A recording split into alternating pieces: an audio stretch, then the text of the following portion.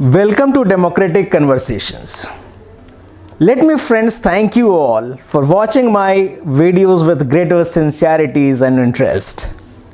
Some friends and students have asked me to speak on what is fascism. Anybody who is authoritarian in character, anybody who does not believe in dissent, anybody who uses violence, anybody who comes out an opinion against intellectuals, rationalism, progress, we term those people as fascist.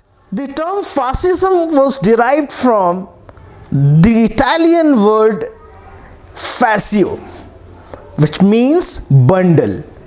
The symbol of the Italian fascist regime was the ancient Rome lictus fascis. Fascis was a symbol like an axe around which a bundle of sticks had been tied. This emblem signified the unity, strength, and solidarity of the nation. The word fascio was used in 1890s to indicate a political group or band, usually revolutionary socialist.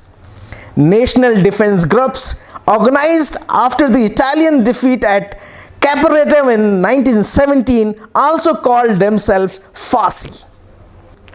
Fascism is being defined as government system with strong centralized power, permitting no opposition or criticism, controlling all affairs of the nation, emphasizing an aggressive nationalism, and often anti-communist, anti-democracy, anti-rationalism. Fascism began with the rise of Benito Mussolini in 1920s in Italy and Adolf Hitler in 1930s in Germany. Undoubtedly, Mussolini and Hitler were the main figures of fascism, but there were other fascist movements across the world. In France, there was a fascist movement led by Colonel de Rock. His group was known as Cross of Fire. There was a fascist movement in Belgium. That movement was known as Rexist. There was a fascist movement in the United States of America led by William Dudley Paley. Interestingly, most of the fascist regimes believed in color coding and uniform of their followers. Mussolini used black shirt for his followers. Hitler used brown shirts for his followers. William Dudley used silver shirts for his followers. Fascism was a revolt against the ideas and values of French Revolution. In fact, the Italian fascist slogan was 1789 is dead. The slogan of fascist was responsibility, discipline, and hierarchy that replaced the French Revolution slogan of liberty, equality, and fraternity. Values such as rationalism, progress, freedom, equality were overturned in the name of struggle, leadership, power, heroism, and war. Italian fascism was an extreme form of statism. It was calling for an absolute loyalty of the people towards totalitarian state. The fascist philosopher Giovanni Gentile puts it like everything for the state, nothing against the state, nothing outside the state. So the state is everything. You cannot question the state. You have every duties for the sake of the state. So, on the other hand, German National Socialism was largely constructed on the basis of racialism. Two core ideas of Nazism is first is Aryanism, the belief that Germans are the master race, supreme race of the world. They are born to rule. Second principle was anti-Semitism. Anti-Semitism is anti-Jews. Nazism treats that Jews are inherently evil and they must be eradicated. Fascist groups always enjoyed the support base of certain groups or the majority.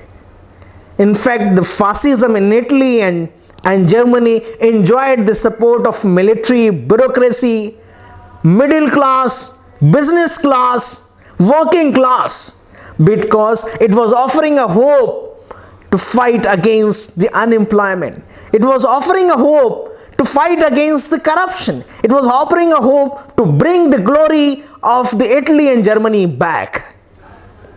So it enjoyed the fascism, sustained with the active support of the majority of the people in both the countries, in Italy and Germany and across the world. What are the features of fascism? How can we say that a state is fascist? I have listed certain features of fascism which are more or less present across the fascist groups, movements and countries.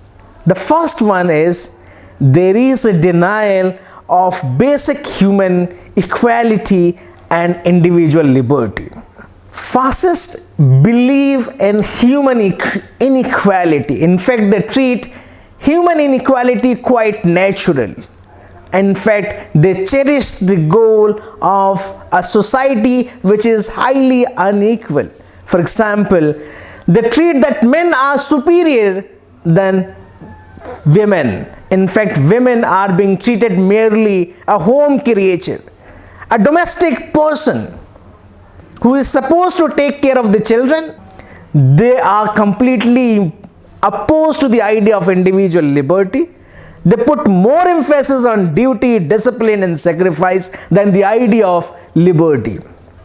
The second feature is most fascists live in the denial of reason, as they are dogmatic, fanatic and always valued emotions over reasons. They always cherish passion and sentiments than the ideas of rationalism. Third one is they are anti-intellectuals. They do not believe in creative ideas. They believe in that ideas which may be helpful in sustaining the power of the fascist. So therefore, they do not allow civil society to act with greater independence. They do not allow opposition to question the government. They do not allow citizens to come out with dissenting opinions. Every opinion must conform to the idea of the fascist. Fourth feature is fascist justifies the violence. We have already seen in Germany, there was a concentration camp, gas chambers, there were labor camps, slave labor camps. And across the world, wherever we have seen the traces of fascism, we have seen non-tolerance, we have seen torture, intimidations, violence committed against the people in irresponsible manner. Fascism always go with the idea of elite rule, because fascism do not believe in the idea of people's participation in the governance of the country. They always believe in the capacities and potential of certain class and group of people, and they always promote them. They are authoritarian and totalitarian in character. In fact, these days they are able to decide what we eat, what we wear, who to meet. So what movies do we watch? Whom do we walk? Every aspect of human life is being controlled and disciplined by the fascist. Fascists always go with the idea of racism and nationalism. There is an aggressive nationalism. Everything is reduced to the idea of nationalism. They always believed in the idea of hatred and superiority of one race over the another race, and that has been a greater cause of violence in most part of the world. Fascists do not have any respect for international obligations, laws and treaties.